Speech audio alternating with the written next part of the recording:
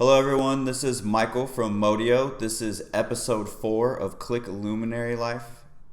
We have a really special guest today. He is a BI specialist, a father, a beekeeper, and of course a Qlik Luminary. Do you want to go ahead and introduce yourself? Hello everyone, my name is Juraj, and as you said, I work as a BI specialist for EMARK analytics. Nice. Can you tell us a little bit about your day-to-day at EMARK? Mostly I do client consulting stuff, so day-to-day stuff, connecting data sources, cleaning data, and prototyping, a lot of prototyping, and then doing the presentations, of course, to the client, and then publishing and managing environments as well. So. Nice. How long have you worked there? Oh, good question. This is my 7th year, I think. Oh wow, nice. Very nice. It's a long time. And Yeah. why did you decide to apply to become a Qlik Luminary?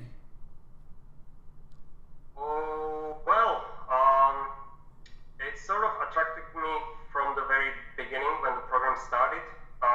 This group of people was my go-to group when I wanted to learn something, and of course when I faced some problem or an issue, and then you Google stuff and you run into these blogs by old-time luminaries.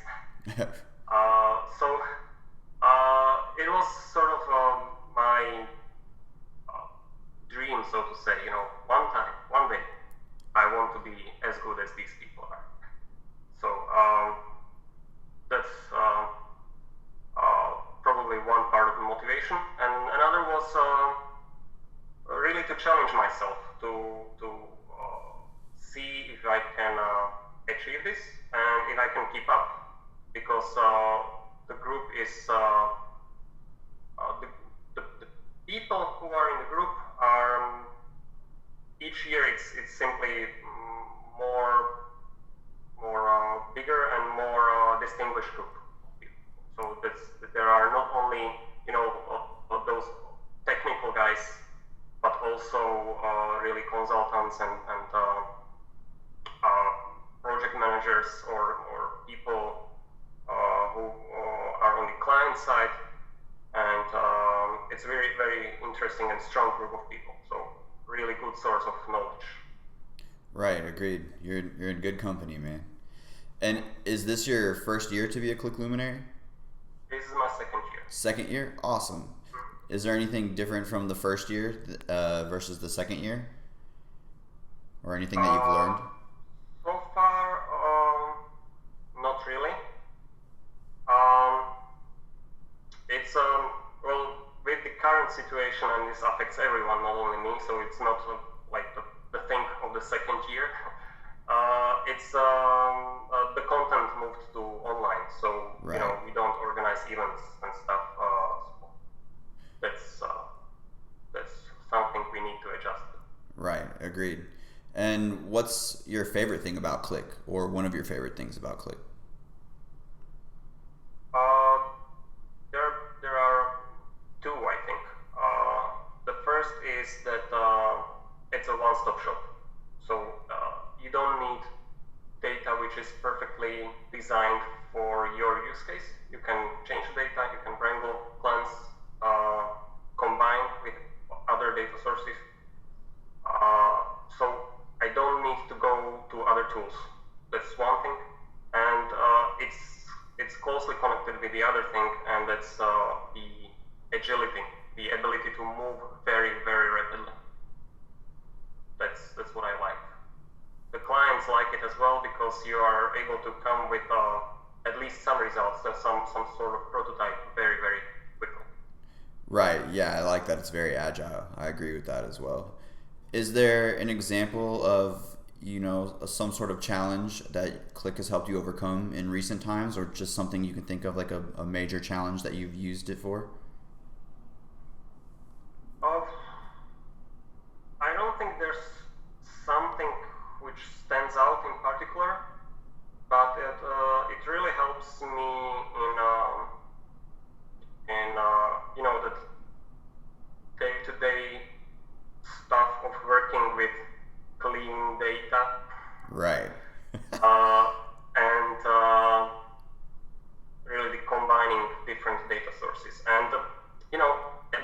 the data model for the use case.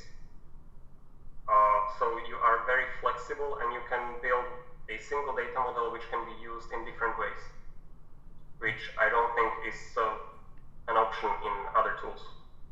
Right. Interesting. And what about for someone that wants to become a luminary in the future? Do you have any advice for them? Any tips or tricks? Recommendations? Well,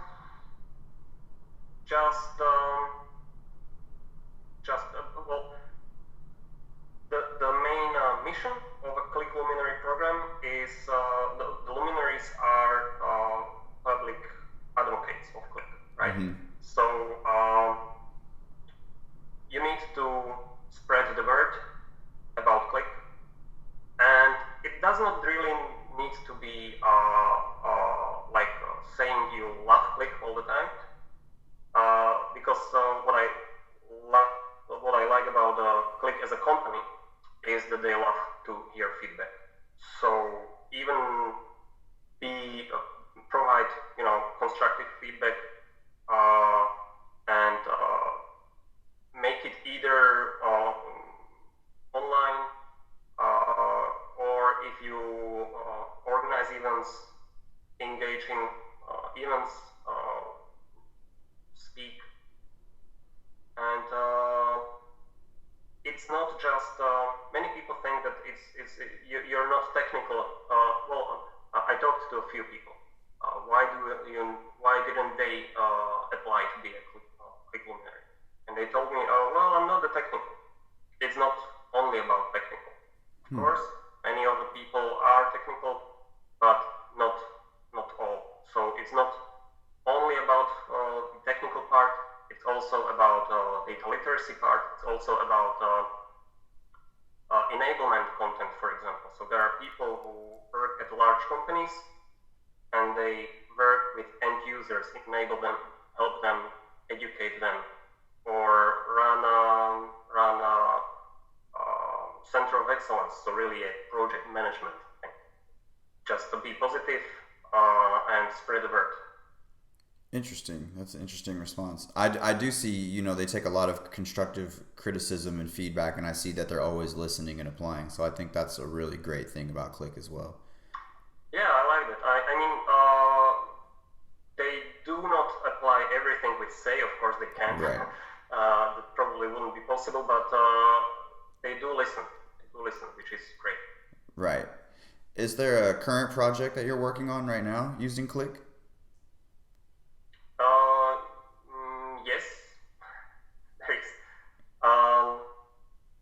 Probably the biggest thing we are working on right now with me and a couple other colleagues is this project for city of Stockholm, where they implement ServiceNow tool.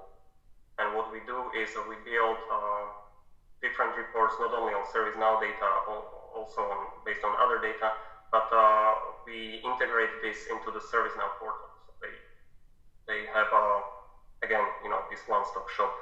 Right. They don't need to switch between tools. Yeah, amazing. And you said that's for the city of Stockholm?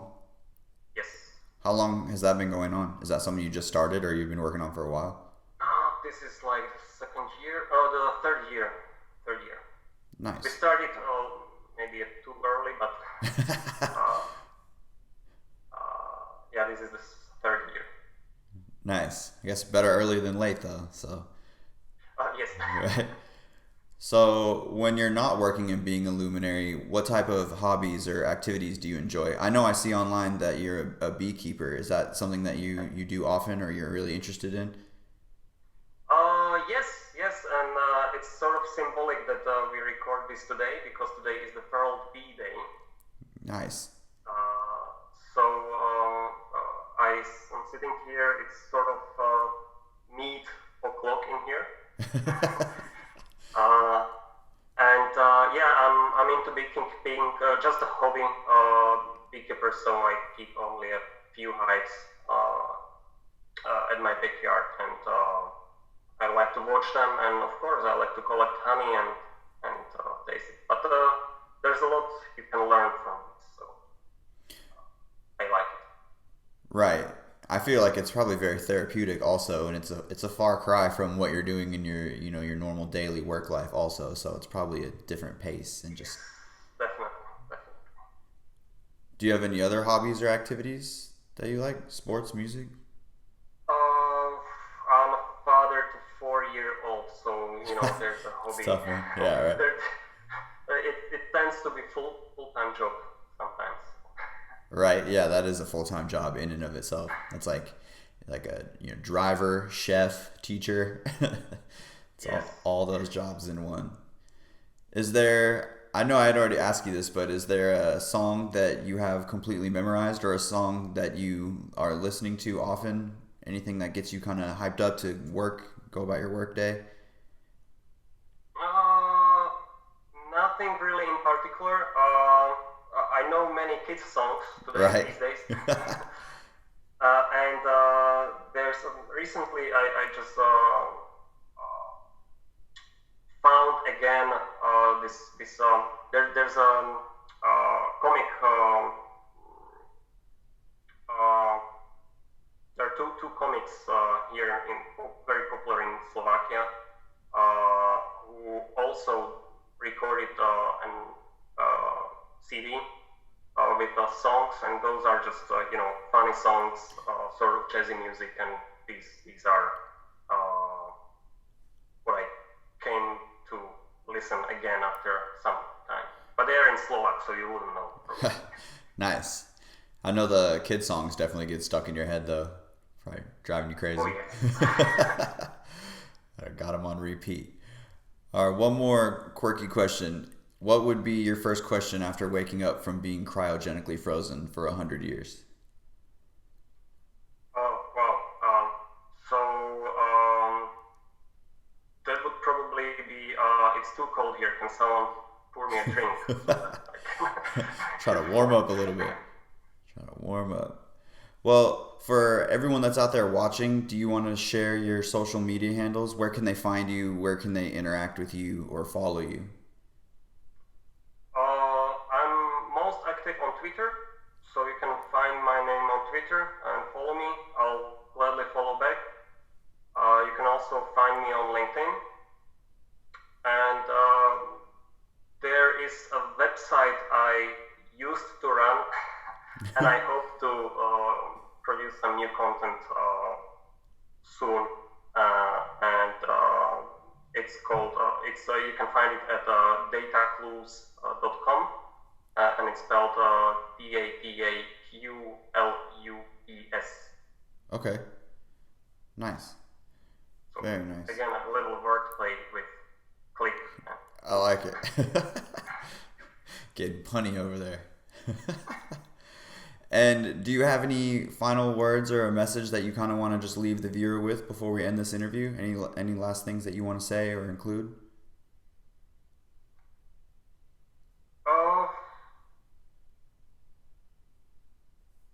I don't know. Maybe just given the current situation, everybody stay healthy. I sort of laugh at all these articles saying now you have the opportunity to learn all those 5 programming languages, etc., etc. Right. Just try to stay healthy, and if you have an opportunity to learn, if you have extra free time, just expand your knowledge with Qlik, and I'm pretty sure many of you have interesting stuff to share, so please do share, discuss, and shine. Excellent. Awesome. Well, thank you very much for doing this interview. I really appreciate it, and it was very insightful. Thank you for having me. For sure.